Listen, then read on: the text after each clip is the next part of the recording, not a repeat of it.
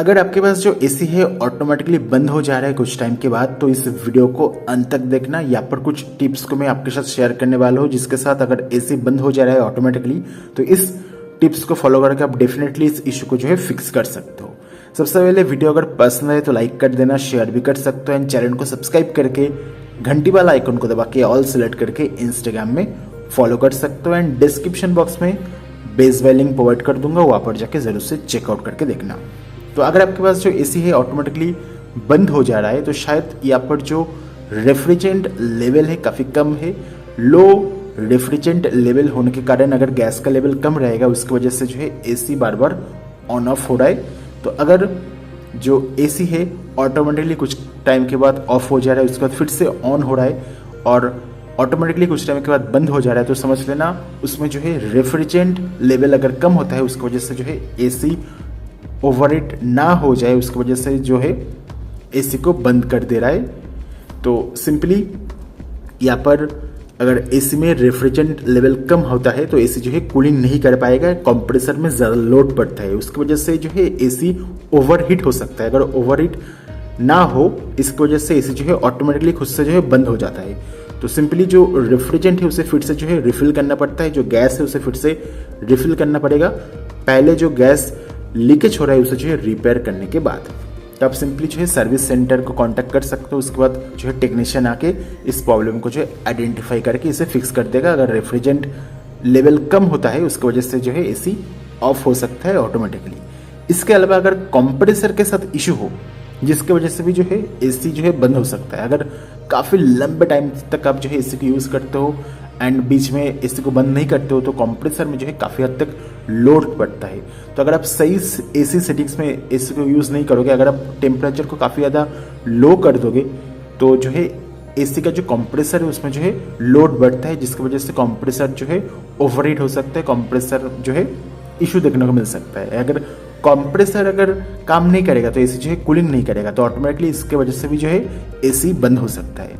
Next, अगर जो air filter है अगर काफ़ी ज़्यादा गंदा हो जाता है, जिसकी वजह से जो है एयर फ्लो सही से नहीं हो पाता है, जिसकी वजह से जो है एसी कूलिंग नहीं कर पा रहा है एंड इसकी वजह से जो है एसी बंद हो जा रहा है। तो अगर एयर फिल्टर गंदा है तो उसे जो है आप क्लीन कर दो। तो मैं आपको रेकमेंड करूँगा एटलीस्ट महीने में एक बार जो एयर फिल्टर है उसे रेगुलर जो है क्लीन कीजिए। अगर आप जो है एयर फिल्टर को क्लीन करोगे तो बेटर एयर फ्लो देखने को मिलेगा, बेटर कूलिंग देखने को मिलेगा, एंड इलेक्ट्रिसिटी बिल भी आपको काफ़ी कम पे करना होगा। तो बेटर एयर फ्लो के लिए जो एयर फिल्टर है उसे प्रॉपरली हर महीने एक बार जो है क्लीन करना ज़रूरी है, वरना एयर फ्लो जो है ब्लॉक हो जाएगा एंड एसी सही से कूलिंग नहीं कर पाएगा एंड एसी कुछ टाइम के बाद बंद भी हो सकता है। प्लस इलेक्ट्रिकल प्रॉब्लम भी एक रीज़न हो सकता है जिसकी वजह से जो है एसी बंद हो जा रहा है। अगर वायरिंग में कोई इशू है, अगर कोई सेंसर वगैरह सही से काम नहीं कर रहा है जिसकी वजह से जो है एसी बंद हो जा रहा है, तो यहाँ पर जो इलेक्ट्रिकल इशू है इसे भी फिक्स करना ज़रूरी है। प्लस और एक रीज़न है, अगर बाहर टेम्परेचर बहुत ही ज़्यादा है एंड अगर आप लगातार एसी को यूज़ करते हो तो एसी जो है ओवरहीट हो सकता है। तो ओवरहीट की वजह से जो है एसी में इम्पैक्ट पड़ सकता है, जिससे जो है एसी खराब भी हो सकता है, उसमें इशू भी देखने को मिल सकता है। तो यहाँ पर एसी जो है ओवरहीट को जो है यहाँ पर रिड्यूस करने के लिए एसी जो है ऑटोमेटिकली जो है बंद हो जाता है। तो अगर आप लगातार एसी को यूज़ करते हो तो कुछ टाइम के बाद जो एसी को बंद कर दो, उसके बाद फिर से एसी को ऑन कर सकते हो, जिससे एसी का जो लॉन्जेविटी है यहाँ पर इम्प्रूव होता है। तो ओवरहीट के भी जो अलग अलग रीज़न हो सकता है। अगर जो इंडोर यूनिट का जो कॉइल है उसमें अगर जो है डस्ट वगैरह चला जाता है और सही से जो है अगर एसी की यूज़ करने के दौरान डोर विंडो वगैरह अगर सही से क्लोज ना हो, जिसकी वजह से जो है एसी को ज़्यादा लंबे टाइम तक काम करना पड़ रहा है, जिसकी वजह से जो एसी ओवरहीट हो सकता है। प्लस अगर रेफ्रिजरेंट लेवल कम हो, जिसकी वजह से भी जो है एसी ओवरहीट हो सकता है। तो एसी का जो ओवरहीटिंग के पीछे अलग अलग रीज़न हो सकता है।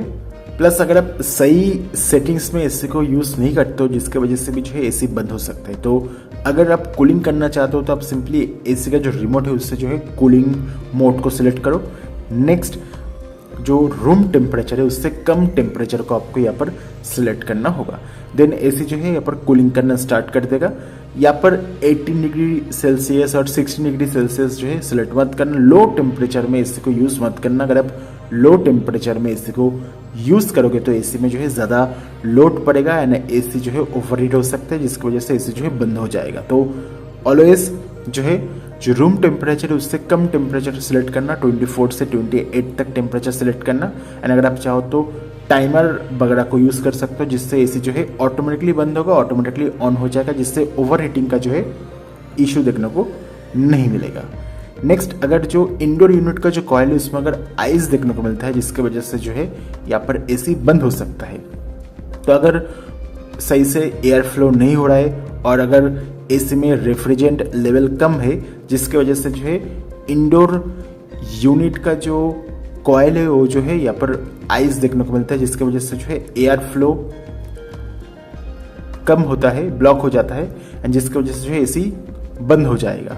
तो यहाँ पर जो इंडोर यूनिट है उसे प्रॉपर्ली क्लीन करना ज़रूरी है, प्लस जो रेफ्रिजरेंट लेवल है उसे भी चेक करना ज़रूरी है। उसके साथ साथ यहाँ पर अगर जो रूम साइज है उसके हिसाब से अगर आप जो है एसी को नहीं खरीदते हो, उसकी वजह से भी जो है एसी बंद हो सकता है।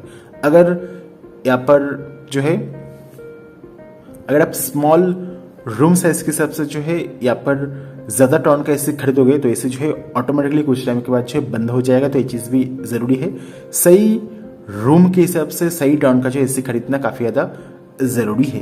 प्लस अगर जो कैपेसिटर है उसमें अगर कोई फॉल्ट देखने को मिलता है, अगर उसमें कोई इशू देखने को मिलता है, जिसकी वजह से भी जो है एसी बंद हो सकता है। तो कैपेसिटर के साथ ही जो है कंप्रेसर एंड जो फैन मोटर है स्टार्ट होता है। अगर कैपेसिटर में कोई इशू देखने को मिलता है तो फैन मोटर और कंप्रेसर जो स्टार्ट नहीं होता है, जिसकी वजह से जो है एसी बंद हो जा रहा है। तो यहाँ पर कैपेसिटर को भी जो है चेंज करना ज़रूरी है। प्लस अगर जो एयर फ्लो है सही से नहीं हो रहा है, उसकी वजह से भी जो है एसी ठंडा नहीं कर पा रहा है रूम को, उसकी वजह से भी जो है एसी बंद हो सकता है।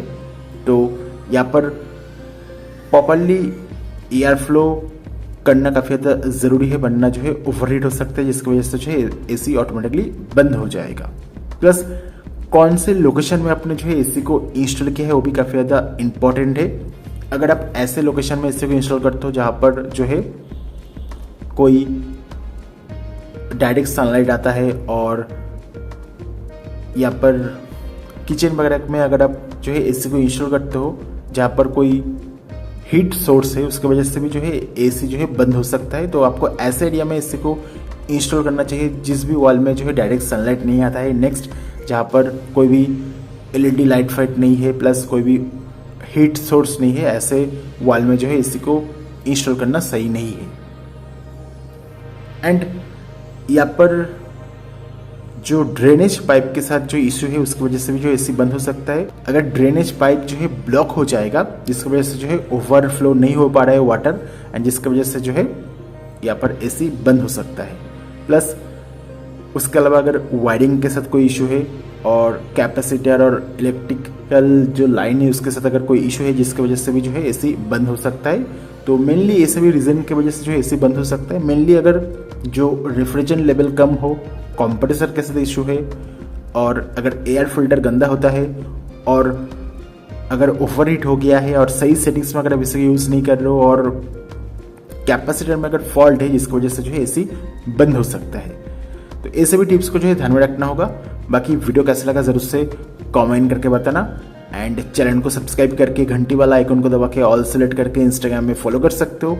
Thank you very much for watching this video. Have a nice day. Bye bye.